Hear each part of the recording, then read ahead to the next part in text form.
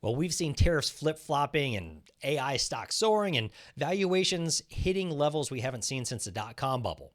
And I got to tell you, the market, it is expensive.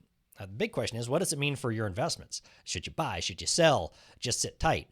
We're going to break it all down in today's Wealthologist Weekly.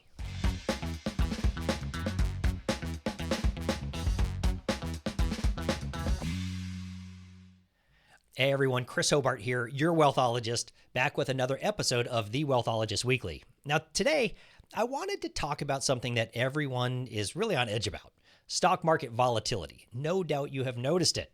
Now, tariffs have been grabbing the headlines again. One day they're on, the next day they're off, and sometimes all it really takes is a single phone call to shift policies. Now, that's enough to make any investor, much less the market, really nervous.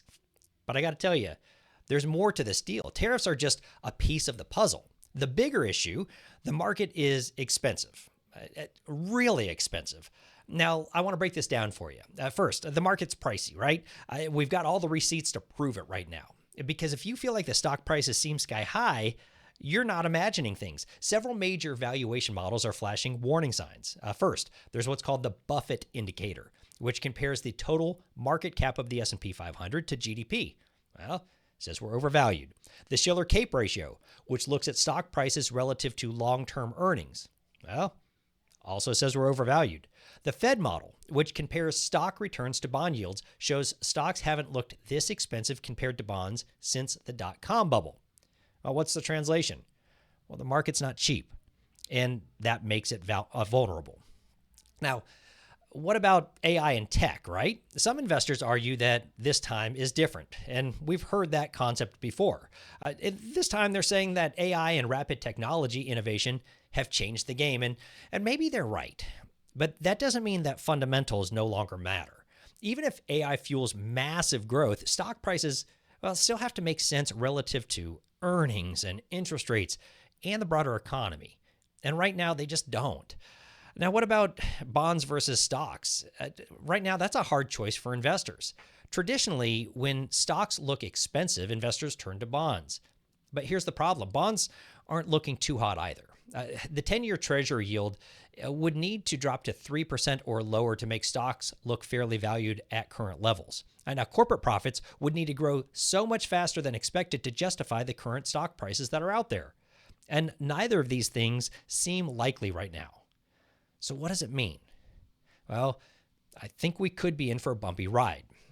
Let's talk a little bit about policy shifts, specifically long-term gains and short-term pain. See, big changes are happening in Washington. I'm sure you've seen it. Lower taxes potential, fewer regulations, and a push to shrink government spending quite a bit.